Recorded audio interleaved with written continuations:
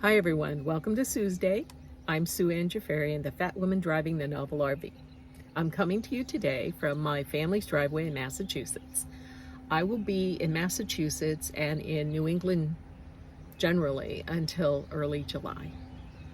Yesterday I was having brunch at the Traveler Restaurant in Union, Connecticut. It's one of my favorite places to eat when I'm in the area.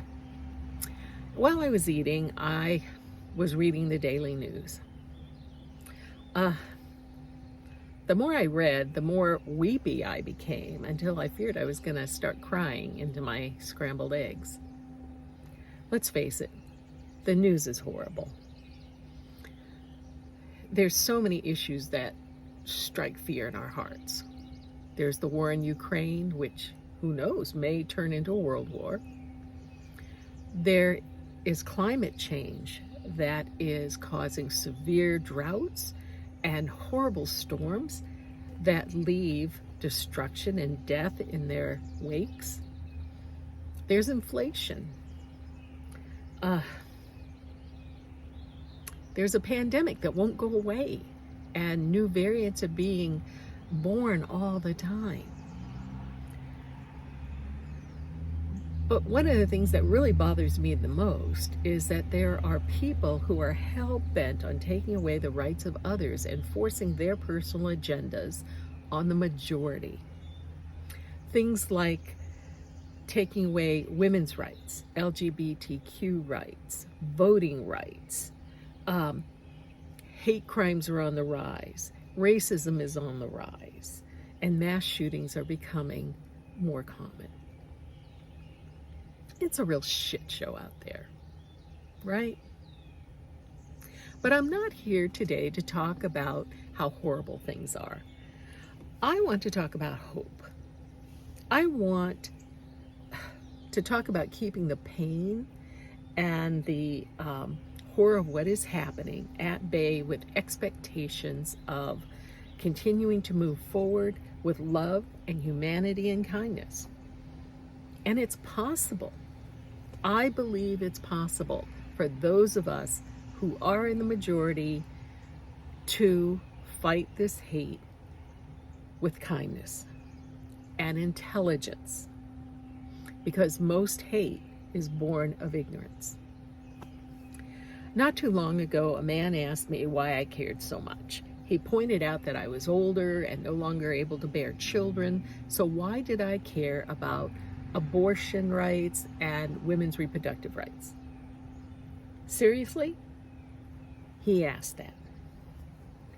I'm also not gay, so why do I care about LGBTQ rights?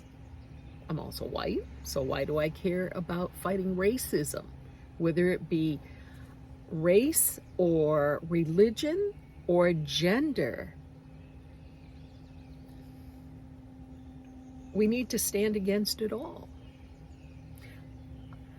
You know, I do have many more years behind me than I have in front of me. But this man's thinking was so short-sighted that it gobsmacked me. He was thinking that we are only concerned with what's happening around us right now in our little orbits. But for me, I care because I care about the generations to come. I care about my niece and my great nieces and my great nephew and my nephews and my family and the generations coming behind them. I care because it's not about just me. It's about the greater good for years to come.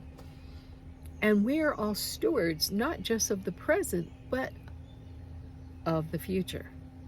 I really believe that. As you know, I camp a lot. And a camping rule is that you always leave a place better than when you visited it. Even if I have to do it one person at a time, I intend to fight this rising hate and ignorance with love, hope, and kindness. I intend to leave this world a better place than when I arrived. Many of the mass shooting gunmen in recent history have been teens. they have been young adults. These murders may be grabbing headlines, but they are the minority. Let's always remember that. They grab the headlines, but they are in the minority. Instead, look at the young adults speaking up and making a difference. People like Malala, Greta Thunberg, Amanda Gorman, and David Hogg. These are the voices of the young generation, and there are many more out there like them. They have more of their lives in front of them than I do, but they are leading the new generation into the future. And that gives me hope.